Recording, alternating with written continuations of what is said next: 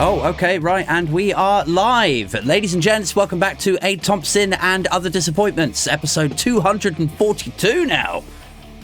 What's up? How's it going, people? Fellow boosters, fellow binfluencers, fellow fans of looking at the awfulness of life, love, the universe, news, politics, dystopia, and trying to see the light in that dark. Cheers to the Patreons and the YouTube community members for this week. It's been a bit of a mad week for us here. I normally do a solo show on Tuesdays or Wednesdays. Frequent viewers will know.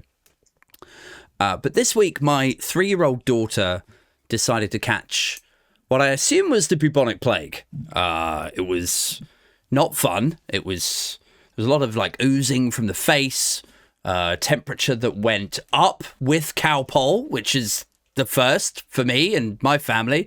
Lots of coughing, lots of not eating, barely going to the toilet even, and just sleeping all day. So that's been fun. I took her to the GP, guys. And the GP was like, you need to get her to A&E, like, immediately. I was like, okay, well, I'll head back home. I'll grab a bag first. And they're like, well, if you need a bag, fine, but, like, don't hang about. Like, they seemed like this was urgent. I needed to get my daughter to A&E. So I drive back home. I get a bag, like scream down the bypass near here. We get to Frimley A&E, and I'm thinking, well, this is obviously urgent. This is an emergency. We're in accident and emergency, and the doctor seemed really freaked out. So we'll just tear straight in. There'll be a little triage. Priority 1 is this cute little girl, and we'll just get seen straight away. You know, they'll dose her up on steroids or whatever it is that they need to do. And so then imagine my surprise, guys, dear listeners, when they basically took us through the thing. They were like, yeah, take a seat. We'll see you in 6 hours. So that was fun. It's been like, she's fine now, by the way, dear listeners. She's on the mend. But yes, it's been a week of sleepless nights, a lot of worry. But now we're back once again. She's got her medication and I am self-medicating myself here. Anyway, guys, yes, welcome to the show. If you're new to the show, pull up a pew, roll yourself a bifter, crack open a beer, whatever it is that you need to help the medicine of modern life go down. I've got a guest back with us tonight. If you're watching YouTube, like the live stream, you may recognize him from his previous appearance on the show, and indeed from my appearance on his podcast before. He's a returning favorite from the last batch of podcasts that we did. He's the author of a book. You can find it on Amazon now. It's called Brexit, The Establishment Civil War, and he's currently in the process of writing one about Gamestop, which we may or may not come on to a little bit later. Please welcome back to the show, my friend, Josh Hamilton. Woo! Josh, how you doing, man? That's quite the intro. Well, I'm doing very well. Yeah. Let's tell people like where you are geographically right now. Yeah, I'm coming to you from 1,600 meters up the Austrian Alps. Okay. Where I've been working for the last 2 months. And the reason I'm still in like all my ski clothes is because I just got down from doing the beer delivery. Right. To the hut at 2,000 meters. So the beer delivery always involves drinking some of the beer that we deliver. Yeah, you got to test it. Of course. Yeah. It would be irresponsible not to. Yeah. But no, I've been working here for the last 2 months. Flat out. I remember enjoying myself a lot. When we were not looking at the news or the state of affairs back home whatsoever. And honestly, I'm much happier for it. Yeah. Do you know what? That reminds me of a TikTok that I saw when I first got onto TikTok. There was a really well-produced, slick-looking like music video of this incredibly gay-looking gentleman. And there was like lights and rainbows like shooting out. And the hook of this song on there was like, I don't watch the news. Maybe that's why I'm happier than you. And it's always stuck with me. It's like, there is something in that, you know? Yeah, I mean, I do feel like somewhat disconnected from like the chaos that's going on in the rest of the world, because when I checked out of paying attention to what was happening, we were basically on the verge of World War III in several different places. Yeah, and I was convinced that at some point while I was up here, I'd just see a big mushroom cloud from way over yonder and be like, oh, okay, well, how's that done? I should have been paying attention. Or would you be like, if that was me in that situation, I'd be like, whoo, I'm glad I'm here in my bar. Like, right, well, time for one last one. Yeah. No, it's funny, man. Like you say about sort of getting away from it all and being a bit disconnected, because there's real collateral in that. There's a real uptick in it. And it takes me back to a couple of years ago. Me, the missus, and our 2 kids went to Thailand. And this was right at the beginning of the cost of living crisis really biting. And it was sort of just after the pandemic and like flight restrictions and all that. And I remember getting off the plane and going to our resort and talking to like locals and staff and, you know, other travelers and stuff. And it was jarring or striking how totally infrequent anyone mentioned anything like that. It was like, nobody cares about the cost of living crisis out here. Like, spiking gas prices are not a thing in Thailand. Everyone's just, yes, energy, and they turn the thing on, it comes on, like, and it makes you think like, we should just move out here, you know, like just get away from the insanity of it all. Is that what sort of brought you out over there, or is this just a thing that you do every year, or what? No, well, I used to do it every year, and then I quit my job, did some music festivals, did some freelance stuff, spent some time like working on the Gamestop book, and then I sort of ran out of money. So I called the owner of the hut and was like, so do you have anyone to run the hut this year? And he was like, no. Why? Do you have someone? And I was like, yeah, me, if you'll have me. And that was it.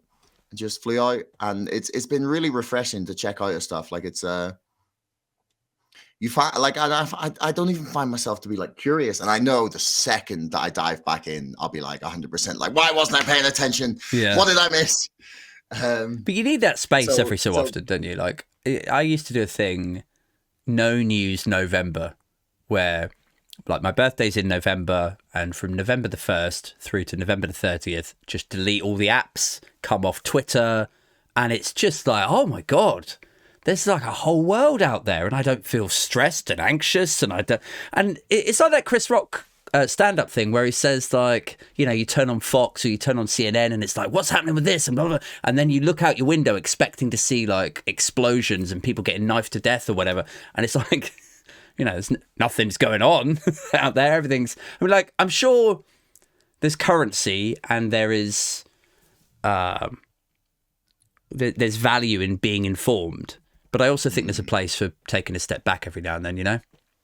Yeah, definitely. I mean, like some of the stuff is sort of still there. I mean, like the business I'm working for, the guys, they've never mentioned like the price of electric before, but now they're always like, make sure everything's turned off. Yeah, you know, make sure you're not wasting money on stuff. Just that, like, they're still trying to run a business, and like that's obviously still in their head, like the price of energy, basically. Yeah, and the price of everything. And like we had a long discussion at the start when I got here about drinks prices and food prices and like how much we had to put it up based on inflation and everything being more expensive. And then, but my philosophy was make the drinks as cheap as possible, and then people will spend all their money anyway. Yeah. But then does that, like, do people drink more because it's cheaper, or do they just drink the same amount, get smashed and go home? I'm not sure. No, I feel like what happens is if they get there and say the first beer is more expensive than they feel it should be. Yeah. Right. They'll maybe have one more and then they'll maybe leave. Right. Yeah. Whereas if it's cheap, they'll have 3 or 4 and then they'll be like, oh, well, this is awesome. And then they just spend all their money. Yeah. No, fair. Or you could do the UK method at the moment appears to be like shrinkflation. So you will, you take a 30 centimeter pepperami, and then over the years it just gets shorter and shorter, but the price stays the same. So people in theory don't notice it so much and just pay the same amount. It's just me getting angrier in the 24-hour garage. Every time I buy a pepperami, I'm like, this used to like, it's literally half the size now. What the fuck? No, to be fair, my mum has been complaining about this for like a decade. About pepperonis. I mean, not specifically about pepperonis. Yeah. The one that she always used to complain about was the amount of grams in a tin of beans. Yeah. She'd be like, you used to buy a 4-pack of beans and it was like 500 grams each. And now it's like 343 or some weird number. Right. So we've lost like 150 grams of beans per can over the years. Oh, no. Denied. Yeah. So now's your opportunity, man, to explain to me how things are. Okay, so how long have you been out there for? 2 months. Okay. So I suppose we should start with this week, and then we can kind of work our way back as we get on to more interesting and interlinked things. But like the big thing this week is, or like the last 2 or 3 weeks. So there is this, I don't know if they've been accurately or inaccurately described as a terror group yet, but they're called the Houthi. Are you familiar with them? Yeah. Yeah. And the idea is that they're backed by Iran in some capacity, and because they're based in Yemen, they go out to sea and start like flying drones, but drones that can carry missiles and like firing like little rockets and stuff at British oil cargo ships, and also just British like Navy ships.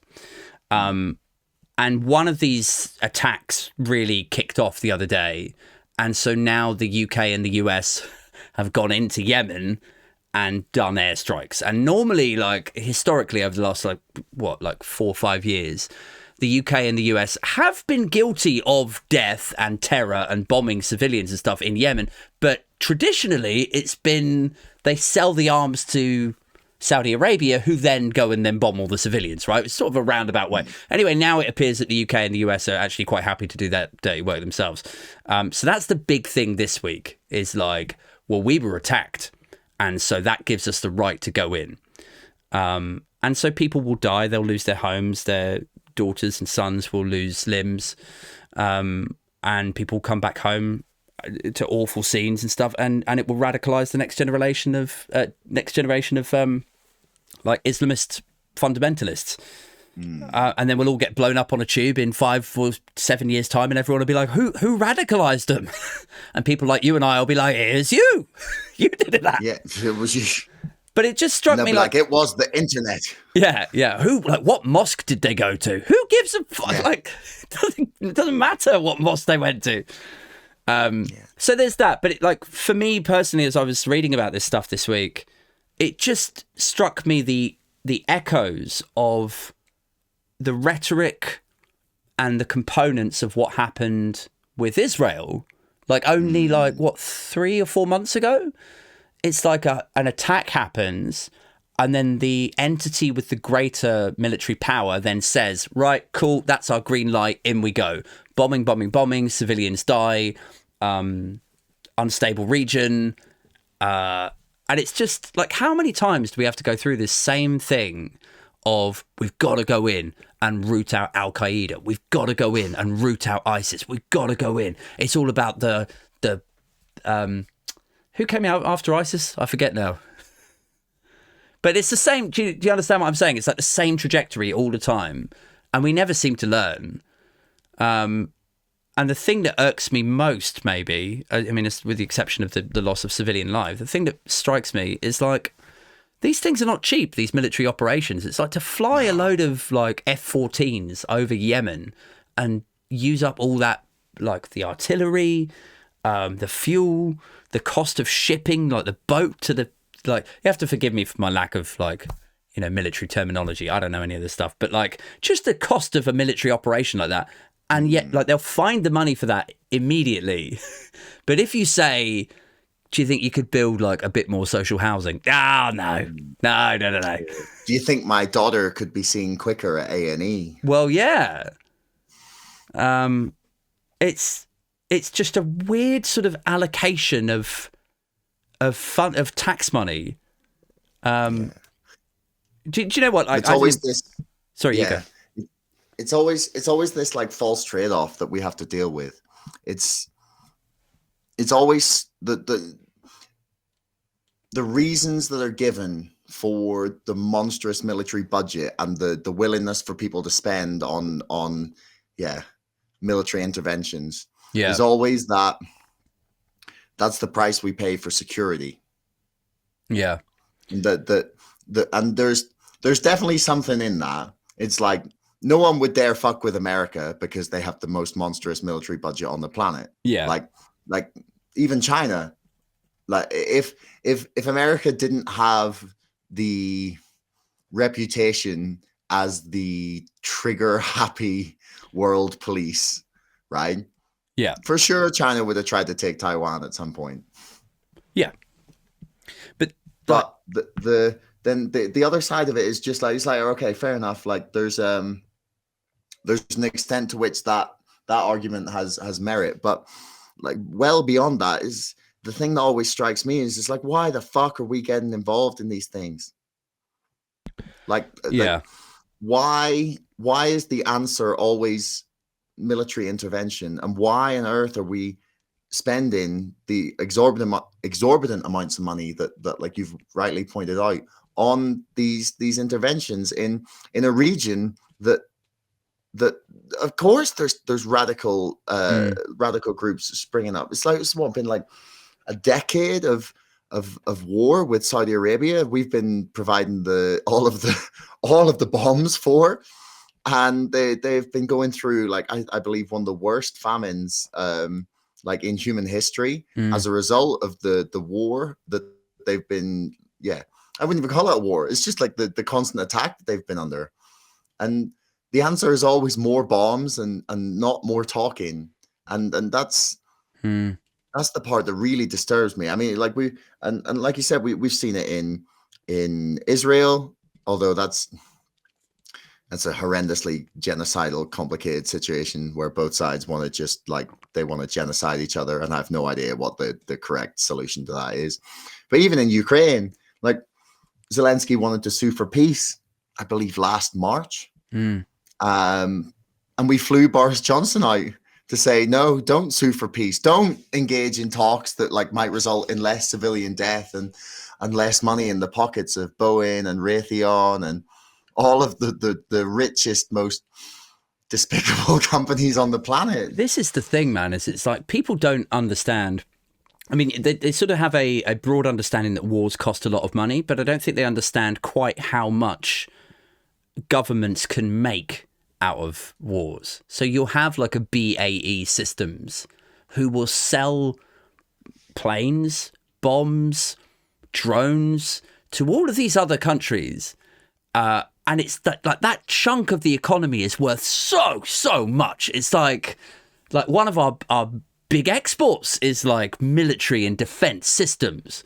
And like I was saying this on a TikTok this morning, but I was like, you know, everybody was talking about this huge windfall coming into the Treasury when they cancelled HS2. Like, what are they going to do with this extra 30 billion? And it is a lot of money, but that is just the same amount of money as like BAE have sold to Saudi Arabia to go and bomb Yemen. So if one is massive, the other one is massive too, right? Like it should concern people.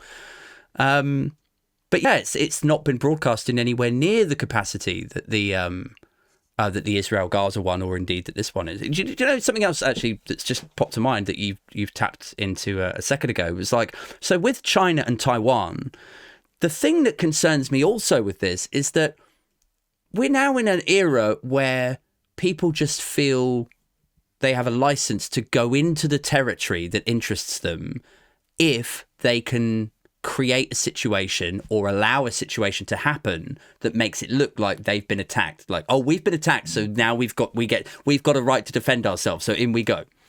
So what is to stop a military superpower like China from now saying, well, you know, we didn't want to go into Taiwan, but there's this little terror group in there called blah blah blah, and we've got to go in to stabilize the region, you know? That's what I'd be worried about. It's like you've played your card, and now they're just going to see that and go, well, you did it. Like, yeah. Well, okay, right. This is going to get into wild speculation, but the initial attack from Hamas on Israel that sort of like kicked off the whole shebang that happened over the last like 6 months there. I heard a lot of people arguing in ways that were quite convincing, saying Israel is the superpower of the world for surveillance tech. Mm. It's like, do you think that they were happy to let something happen in order to have the excuse to carpet bomb the Gaza Strip?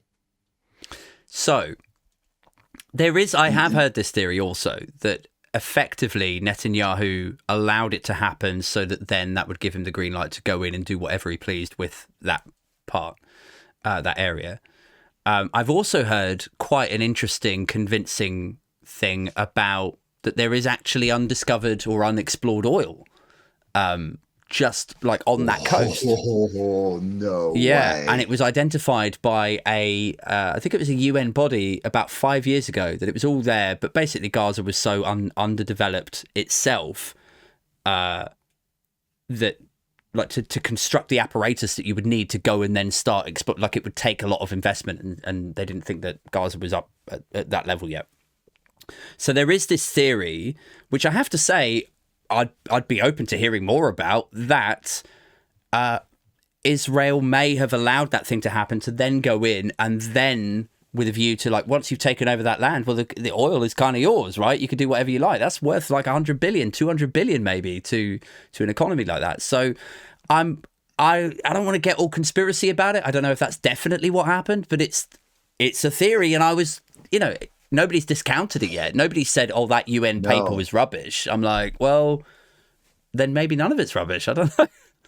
So apparently the BG Group, British multinational oil and gas company, were granted an exploration license by the Palestinian National Authority in 2000 and explored the Gaza Marine Field, which is off the coast of the Gaza Strip, but technically, I'd say possibly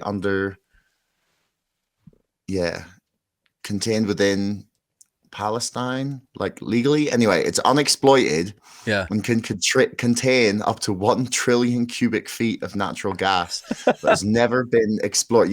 Has never been explored for political and historical reasons. Yeah.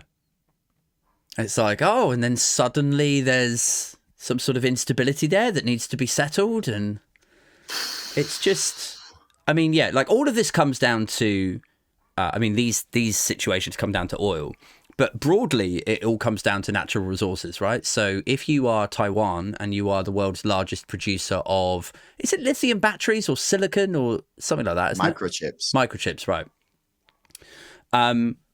That is a market and a resource that China will be very, very interested to absorb.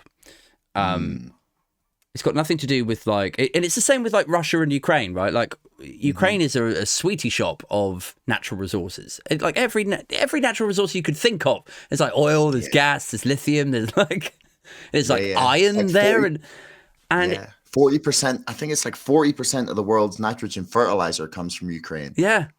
And then everyone's still spinning this yarn about like, oh, Putin's just gone mad. That's why he wants to invade Ukraine, because he just wants to recreate the USSR because he's a megalomaniac. He's gone nutty. It's like, why? How is it so difficult for people to understand that this one's about oil, that one's about gas, this one, that makes perfect sense to me. The Putin's gone nutty stuff is like, if he was that mad, like, wouldn't somebody have overthrown him or? Well, I mean, didn't they try? Was it the Wagner Group? Yeah, a couple of times there's been people that have tried, and I mean, he's definitely suffering from like Stalin Syndrome of some form, in that like the circle of people around him that can say anything to him is continually getting smaller and smaller and smaller and smaller and smaller and smaller. Yeah, and that could definitely make you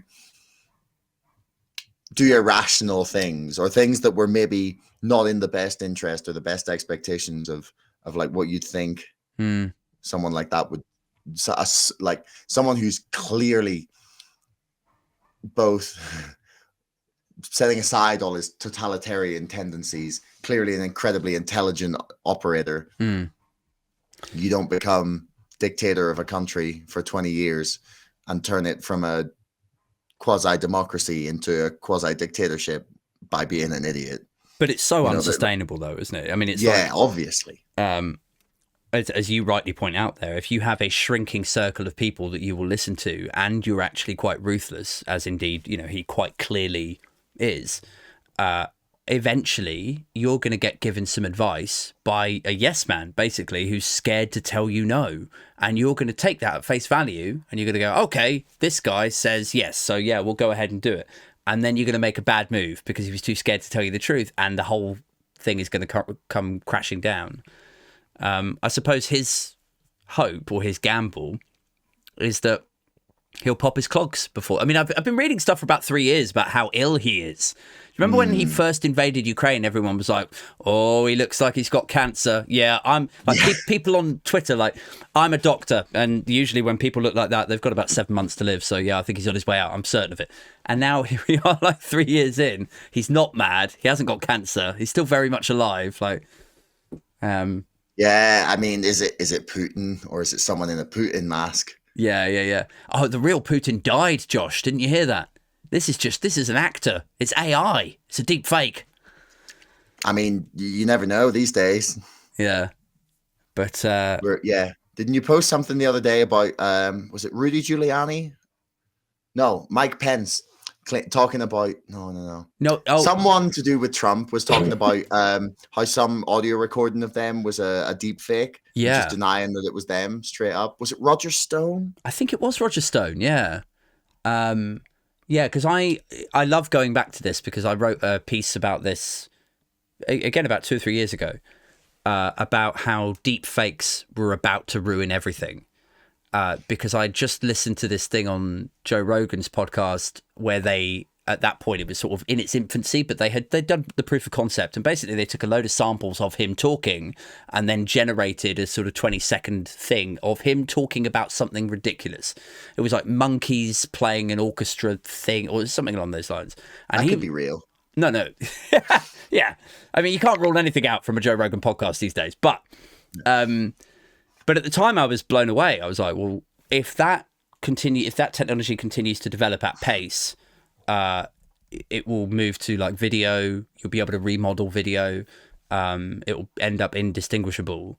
And I was thinking, what happens when you wrap politics around that? You will end up with a Putin or a Trump generating faked audio of their political opponents, and it will dominate the news cycle because like CNN, MSNBC, Fox, they won't have a chance to go to like a specialist team of developers if there isn't even such a thing that could decide if this was a fake or not in time to beat their competitors who will already put it out all over the news cycle. So it's just going to dominate. It's going to carpet bomb the news cycle for like 24, 48 hours. And then the other angle of it was like the inverse of that is like horrible stuff is going to happen. And somebody like Donald Trump or Roger Stone or whoever is just going to go, that didn't happen. That's a deep fake. You can't believe your eyes anymore. I never said that. So like what is the truth when we live in a world where actual truth can be dismissed as fake and the fake stuff is like, oh, well, it could be true. You know what I mean? And this Roger Stone story is like the first thing of that. Like I was like, so he could have ordered the murders. It was the story for those who don't follow me on Twitter. The story was that Roger Stone had suggested to somebody that he wanted 2 Democrats taken out, like assassinated. Did he say that? We don't know. Will we ever know? Is the question now? It's wild. Yeah, I mean, I've been kind of waiting for this to become a problem for several years, like you, and I'm surprised that it hasn't. The thing that always, there's going to be like a year where it's an absolute wild, wild west. Yeah. And then no one will believe anything that's not like watermarked as being like an official original. Yeah, but then like, I mean, you could put in like a video into a Python like remodeler thingy and it would just regenerate. Like at what point is something undeep fakeable? I just don't know if we would ever get to that. I know what you mean. Like there must be some way to rubber stamp that this is a legit news Yeah. report. I mean, like something like an NFT, like an absolute digital, like non-fungible stamp of like officiality. Yeah, yeah. But I'm not even sure if that's possible, and it'll take us years before we get there. So there's going to be, at some point, the whole deep fake bullshit in politics is going to kick off, and then we're fucked. Yeah. Like, we're really fucked for a couple of years. Oh, it's going to, and it won't just be, I mean, politics is where it will exist at its most serious, at its most damaging. Like if it created geopolitical instability, like if you had, the Prime Minister of the UK at odds with a neighbouring Prime Minister because he had seen this thing where he calls him a twat, or and then they fall out over it, and you could have that stuff. But even like way further down the food chain, like if you don't like a guy, like let's take you for example, Josh, right? So if somebody wants to work at like heading up that bar in the 2 weeks that you really wanted to work there, or 2 months or 5, like however long, you could feasibly create a deep fake of that person getting up to God knows what, send it into the area manager or whatever, and just go like, oh yeah, don't hire him. Have you not seen his, like, look at this, look what he's getting up to. He doesn't get the job. You walk it. Like, people will be able to abuse this technology or like blackmail people. Go, look, I've got video of you sucking off a donkey. I'm going to send this to your parents unless you wire me $2,000. Like, and even though it's fake, like nobody's going to want to have to sit there with their parents looking at the donkey sucking video and go like, it's not me, it's a deep fake. Are your parents even going to know what a deep fake is? Like, they're going to go, a deep fake? What is it? All I know, that's a donkey, Sheila. That's a donkey. We raised you better than that, darling. Wow, that got weird. You just call it all fake news. Yeah. The only thing we'll be able to trust is our own eyes eventually. Maybe the natural end game of this is where you are right now, is we all just go, well, nothing's real. You can't trust anything. So I'll just, turn off Fox, turn off CNN, close the New York Times, and just go and work in the bar. It's pretty sweet. Yeah. I mean, I'm jealous. I wake up every morning. I don't check Twitter anymore. No. It's a good move, I think. It's very refreshing. Let's talk about this book that you're working on, the GameStop book. So this was a huge news story. Was it? When did it happen? 3 years ago? 4 years ago? 3 years ago at the end of this month. Okay. So it's been a while, and you've been working on the book, and we'll just give people a quick synopsis of what actually took place. So I'm happy to do that, and then you can fill in the blanks or correct me if I'm misremembering anything. But sounds good. So GameStop was a sort of high street retailer in the US, reasonably popular with sort of traditional gamers. They hadn't been doing too well for a few years, and their share price was beginning to tumble a bit, and a big hedge fund bet against them and said, look, we think these guys are not in a great position, so we're going to short GameStop. And then on Reddit, a community of sort of not blue collar investors, but sort of like everyday people caught wind of this, and because GameStop was so beloved to them, they were like, well, hang on a second, fuck hedge funds, obviously, but also we love these guys, so what if we all clubbed together and then bought loads of GameStop stock, and then the value of it rose? The hedge fund would be fucked, and we would be like shareholders in GameStop. So they all went online, bought shares, the value, and then the hedge funds panicked. Maybe you can take the baton from me at that point, because I'm not totally sure how it all went so wrong after that. Yeah. So basically what you say is accurate. There were some people who were invested not because right at the beginning, not because of the short position, but because they felt the stock price had declined significantly. So like over about 6 or 7 years before this all kicked off, GameStop was one of the like constantly most shorted companies in America. Like it was practically like an inside joke in the financial world that like people were shorting GameStop. Right. And one of the hedge funds, especially Melvin Capital, that lost the most money on their short position on GameStop and eventually folded, basically as a result of the amount of money that they lost. They had been shorting GameStop for 7 years straight, right, and making bank off of it. And the price had been getting pushed down and down and down and down. And then there was this one guy called Roaring Kitty. Keith Gill is his real name, but Roaring Kitty is his YouTube channel. Right. Or Deep Fucking Value on Reddit. And he spotted that the company was like, the stock price had been getting pushed down and down and down and down by hedge funds betting against it based on the prevailing wisdom that the tide of digitization was going to destroy it, just like Toys R Us and Blockbuster and you know all of these massive retailers that went out of business. And actually, when you looked under the hood and looked at the numbers, the company was doing fine. Way more people still wanted to go and buy their games in person. People liked their physical discs. People liked the actual hardware of gaming more than they wanted to just like press a button and download. And more people were buying things in store than perhaps some of these hedge funds had realized.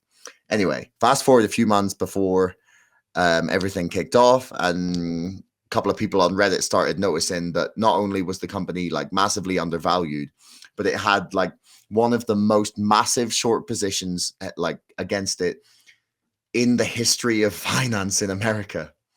Like in some estimates at some point, for every share that should have existed, each share had been shorted 3 times.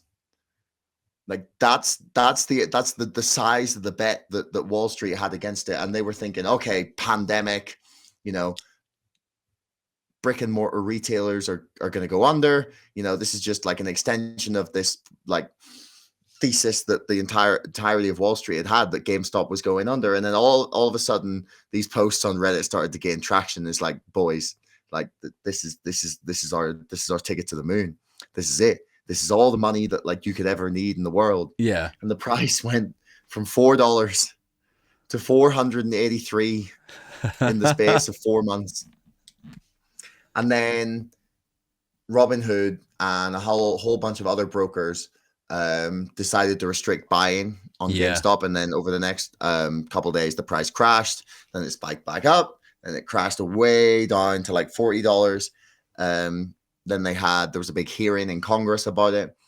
And then the people who had invested in it and decided not to sell at $483, but just to hold on to their shares, started to investigate what the fuck was going on with this. Like, how did we end up in a position where you can have, 3 times as many shares shorted as should exist in the world? How on earth is that even possible? Like, how can hedge funds take out these massive positions? How does shorting a company work? And I slowly watched as like 1 million people were glued to their screens trying to figure out how the US financial system worked. Yeah. And it ultimately culminated in them deciding that instead of selling their shares or saying, fuck this, they genuinely still believe, and I think they got something to what they're saying, but that the hedge funds had never closed their short positions. And the only reason that the price crashed down was because the buy button was turned off. And buy side pressure collapses, then it's all just sales, and then the price crashes. So it's not out of the question. So instead of giving up, they slowly started to take their shares out of circulation. So what happens when you buy a share? So say you go to your broker, who's, for example, Robinhood or Trading 212 in the UK. You deposit your money with them, then they buy it on your behalf, and then it goes into your brokerage account.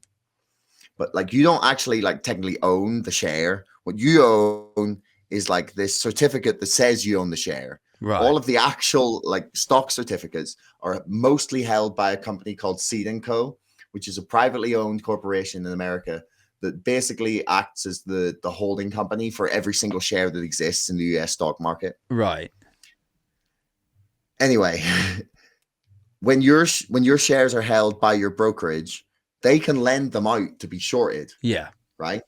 Without you getting any money for it, even though they get a fee for doing it, and without you having any say in whether that's okay. Yeah. And that's how you end up. So say someone could lend out your share to someone who will short it, sell the share to someone else, and then that will sit in someone else's brokerage account. Yeah. and then they could then have it lent out, shorted, so sold we're to someone going else. like levels deep here, and this is why the financial system is in such a mess, right? It's because of systems like this. But I guess it's the nuts and bolts of it are like when you're short selling or shorting a company or stock or whatever. Yeah. So say Josh has like 500 shares in Barclays. If I think that Barclays are going to go down in value, if I know something about Barclays or I've looked at their balance sheets and something doesn't add up, I might borrow Josh's shares off him, publish my findings, wait for the share price to go down, and then suddenly the shares that I've borrowed off you at X amount are now worth less, and now I can sell them back. Or like there's a profit, there's a margin in there somewhere, right? Yeah, exactly. You're waiting for the moment to like sell. So if you're shorting a company, you borrow the shares, you sell them on the open market and wait for the price to go down, buy them back at a much lower price, then you can give the shares back and keep the difference, right? Boom. Yeah. But if you put the company out of business, you don't have to buy the shares back and you keep all the profits tax free. Yeah. And I suppose like, so there's two ways of looking at hedge funds, right? So the first is that they are, and I spoke to a hedge fund guy on very, very early episodes of the podcast, and he said, hedge funds get such a bad rep because they, a few of them are very hawkish. They do put companies out of business, but he was like, the way he looks at it is, that happens a few times here and there, and yes, some of them are real assholes, but he was like, a lot of them are just quality control. Like they will look at a company or corporation's balance sheet, what they're up to, what the CEO is like, what their plans for the future, what the past performance was like. And they'll just go, I don't think this is worth that. And these are my findings. And then the market adjusts itself. So really what they're doing is calling out other people's bullshit in his head. However, the other way of looking at it, or from my mind, is that there is, like, you have to accept that the work that you do as a hedge fund has a domino effect. And if you are somebody like ABC Capital or whoever, and you go in on GameStop or whoever, and you really want to make a killing, and then you publish your findings, it's not just about your findings, it's about how much money you've put into that bet. So if you bet $1 billion that this company's going to fail, there's like another 10 or 15 piggyback hedge funds out there that are going to go like, oh my God, ABC Capital have just bet $1 billion that these guys are going to fail. And so the speculation mounts and and then before you know it, it becomes a self-fulfilling prophecy, right? So exactly. Maybe it's somewhere in between. It's like some of them are quality control and they provide a decent service, and maybe some of them are just like a real problem that basically push businesses over the edge that otherwise would have been able to weather the storm. Yeah, I mean, like I'm not opposed to the idea of short selling. Mostly, it's the share rehypothecation, which is where you end up with like so many more shares being shorted than should exist. But then what that does is that means that you have that many more shares in circulation, which actually like reduces the value of the individual stock because there's like far more like liquidity available and there's far more of them in circulation than should exist. So say like there's meant to be 100 bottles of wine at a party, right? And they're all worth like $20 or 20 quid, right?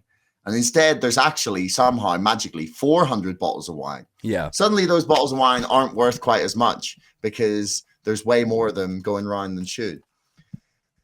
So that's where I have a problem. And there's another thing called naked short selling, is where hedge funds don't actually borrow the shares. They just pretend they have the shares and they make the shares out of thin air and say, oh yeah, no, we totally borrowed those shares. And then eventually they have to close the position and somehow go and buy the shares out in the free market. But that's not even the way it works, right? Yeah. This is the stupidest bit of the whole thing, right? You'd think that whenever financial institutions make these kinds of bets and sell things, at some point they have to close up their position, right? No. There's a thing called a failure to deliver. And say you said that you borrowed like 20,000 shares of GameStop and then short sold it, right? Then a couple of days later, the clearing, the DTCC will come and say, oh yeah, you're short 20,000 shares because like the clearing houses basically like try and aggregate everything and then like work out who's short what, or who owes what, and who's not paid. But if you have a failure to deliver, you get like another 13 days to deal with, to go and find the shares. Yeah. And then you can basically roll it over indefinitely. Right. And this isn't just like speculation of random people on the internet. This is based on the testimony of one of the most knowledgeable people on the topic of failures to deliver, who I've had on my podcast 4 times explaining this shit to me. Yeah. Her name is Dr. Suzanne Trimbath. She is an absolute firecracker, and has like 30-40 years of experience like learning about this. And it took me 4 episodes to properly wrap my head around, like 4 interviews where I was like, but this makes no sense. Yeah, that's not how the rest of the fucking world works. Yeah. Right. And the general conclusion that I'm coming to in my book is that finance is just totally fucked. Like, they need to go back to some sort of like physical consequences, certificates and things, because everything is just like literally that fucking scene in The Wolf of Wall Street. It's like, it's fugazi, it's nothing. It's all smoke and mirrors. But what I was trying to say at the start as well is that the part that fascinates me about the GameStop story is that people decided to try and take their shares out of the circulation by registering themselves directly as the official shareholders, right? Right. So now something around 60% of a multi-billion-dollar company is officially directly registered as owned by fucking idiots from the internet who got on the GameStop bandwagon from some fucking hilarious memes that they saw on Reddit in January 2021. Yeah. And they now own 60% of the free float of a multi-billion-dollar company. But then... And that's only the ones that are directly registered. Yeah. I mean, it's quite... Presumably they have like a shareholder meeting and stuff, and so, they can still like identify themselves and have a say, I guess. But yeah, it's kind of... It's a bit weird that you've basically...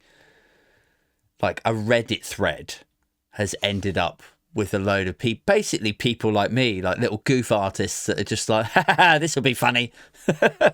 First time they've ever invested in anything. That's why I bought my first shares. Yeah. I was like, I've never bought a share of anything in my life, but this is funny. I like these memes. I think like one of the most interesting things about that GameStop story for me was the moment that Robinhood stopped selling shares. Because until that point, it seemed like a runaway success story that weirdly, warpedly embraced like free marketism, if you like. Like, people were like, do you know what? I don't care if a hedge fund folds over this. I'm just going to buy more and more, and then like the value of it goes up and up and up, and we can all make money because we all believe in this company's vision, so that's why we're buying the shares. But then as the hedge fund grew more and more exposed, and I suppose I should just sort of tie this back to the explanation of hedge funds and short selling and what that is. So this hedge fund, was it Mervyn Capital, did you say? Melvin Capital. Capital. They had the biggest position, but Citadel Securities were also massively exposed. Yeah. So they borrowed other people's shares, published their findings, or announced that they were going to short. And so like the idea being that then the value of the shares would go down, then they would make a killing. However, then the values of the shares hugely soared, and they were then exposed to having to find this money to then settle, like make the debt good. Now, at some point, somebody somewhere must have phoned up Robinhood, which is a trade platform, for those of you who don't know, in America, where anybody can like go online, buy shares in a, I guess the equivalent of like the FTSE 100 or whatever.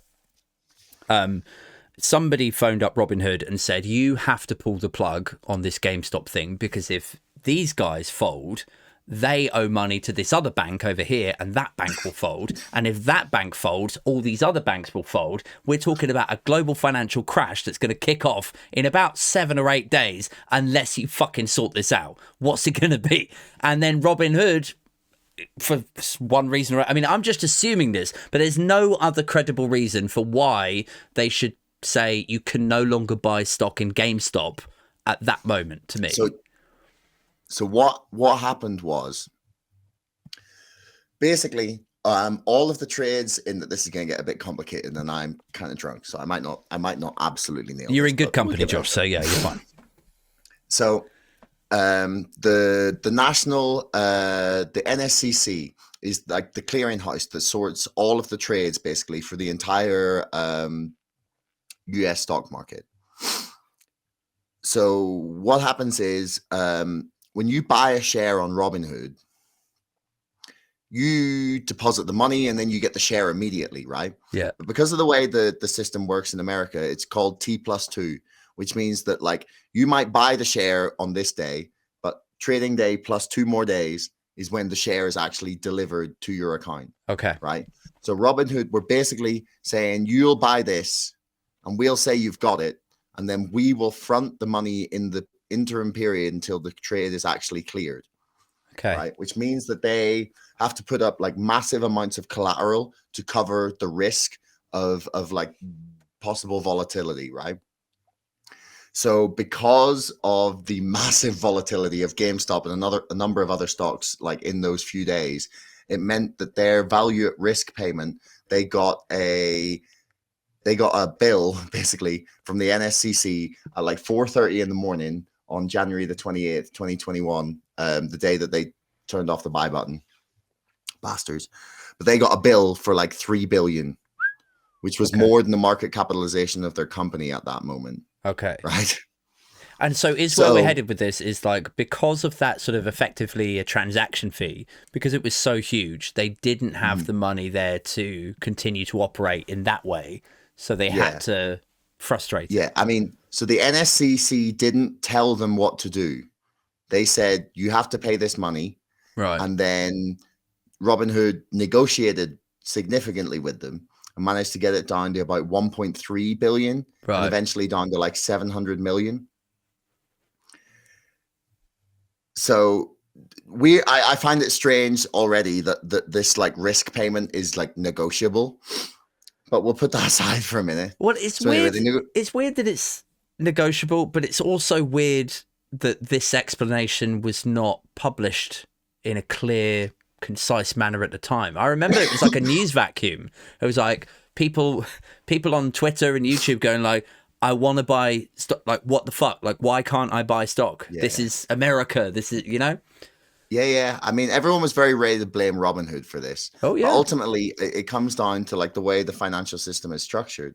Like, it should be like instant settlement. Like, if I send you money, it goes through immediately. Yeah. Like, why on earth can a trade of a stock not be like that, considering the exorbitant amount of money involved in the financial markets? You seriously telling me that they can't afford that kind of tech? But the conclusion I've come to draw from all of it is that, like, all of the complexity and these, like, gray areas and the gaps and the sort of, like, you know, sketchy little things and, like, places where there's seems like weird that things haven't been updated is because there's money to be made in those gaps. Yeah. Extremely massive amounts of money at time.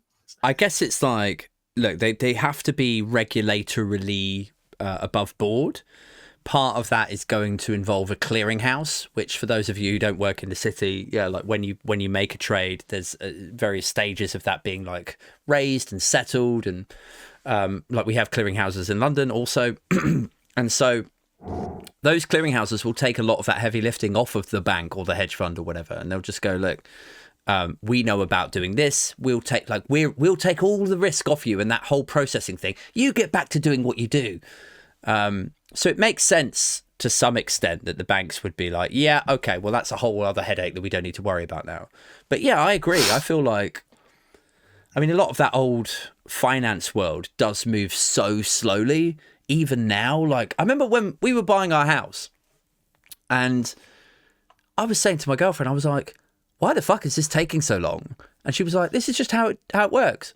And I was like, this should be like, we're dealing with like hard copies and signatures on things, and it has to be like a posted original copy with like black biro on it to your solicitor, who then takes it and signs it, and then it's got to be posted back.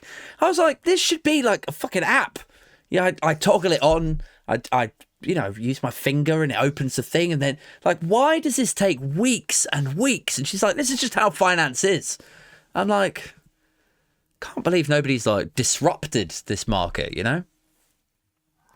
Yeah, I mean, like I said, I feel like the gaps are all because there's money to be made in these gaps. For the time being, until somebody does come along and disrupt it. They'll go to like Barclays and Lloyds and HSBC, and they'll go, look, I know that you went to school with the guy that runs the clearinghouse, but if you just use this app, we've been talking to the regulators and they seem to think it's okay, so blah blah blah. It'll cost you half the amount, plus all the staff is over here in India, and like we'll save more money, and we'll take you out golfing and to the strip club and all the other stuff. Like, somebody will do it sooner or later.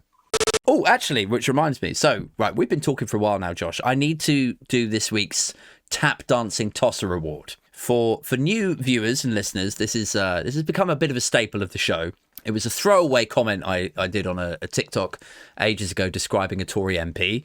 And now it's become a thing where whoever makes a dick of themselves on Twitter or in an interview or whatever, for that week, I will gift them a Tap Dancing Tosser Award. So, guys, there is a pillar of conservatism that is supposedly held dear throughout the conservative clubs. I was going to say throughout the country, but realistically, throughout the shires. And that is self-responsibility. It's the idea that you look after your family and I will look after mine. If I want to better my situation, I work hard and I get on and I improve my lifestyle and life chances. Coincidentally, if you try to do something and you fail, well, that's not really my problem or the state's problem. It's up to you to fix that. And then we can all move forward. Now, you may have noticed, dear listeners, that self-responsibility has been in short supply of late with the modern Conservative Party. If something goes well, they take credit for it. Like they played any role in it whatsoever. If you want to look at halving inflation recently, that's probably a good example. Conversely, if something doesn't go well, it's everybody else's fault. It was the weather. It was Putin's war in Ukraine. COVID did it, etc., etc. But also in the lack of self-responsibility column, you're going to find a young, youthful bucket of spunk called Peter Bone, who was ejected from the Tory party. He lost the whip for 5 separate incidents of bullying, and also for being sexually inappropriate around a member of staff. He was fired from his job, basically, and he's now got his partner to stand for him in the upcoming by-election. It's incredible. So he's lost a whip, he's been ejected, and then the Conservative Party Association for that area are like, who else wants to, have we got any other candidates to be the MP? And he's like, go on, darling, put your hand up. So now she's going to be the Conservative Party candidate. And I suppose, the expectation is that they can just, hand the keys to the office over to her and, maybe she'll work from home, but actually it'll sort of be him doing the work, maybe. I don't know. But yeah, just a total lack of responsibility. He hasn't said sorry. He hasn't acknowledged any of the wrongdoing. The guy, full on exposed himself to a member of staff. Just the gall of this guy. You go, yeah, it's all right. Just here's the keys. Yeah, she'll take it. She's your MP now. So yes, Peter Bone of the Conservative, or formerly of the Conservative Party, take a bow. You are this week's Tap Dancing Tosser. Right, guys, that brings us to the end of the show. I'd like to say a massive thanks to my guest for this week, Josh Hamilton. If you're not following him, please do so. Go on to the promotional tweets that I put out earlier. I've tagged him in those, so super easy for you to just tap on that, get to his profile, click on the follow button. But also check out his book. It's on Amazon. It's Brexit, the Establishment Civil War. He's got a new book coming out soon, I mentioned earlier, about GameStop. So look out for that. He also hosts the Chatter podcast, which you can find on thegist.co.uk. So yeah, just go and show him some love, man. He's a good egg. I got to go because I've got to jump on Labour Social immediately after this. And I've got to do some vocal warm-ups or something, because I don't know if you clocked it, but my voice box is just ruined again because I've caught whatever lurgy, the bubonic plague that my daughter had. Except I'm sort of, amicably or admirably fighting it off, because I am not a complete pussy who has to go to A&E over a little bit of a temperature and a cough, he said, disparaging his own daughter. Right, this has got weird, guys. I need to go. Take care of yourselves. Keep it booge. Keep it bimfluencer. And I'm out this motherfucker.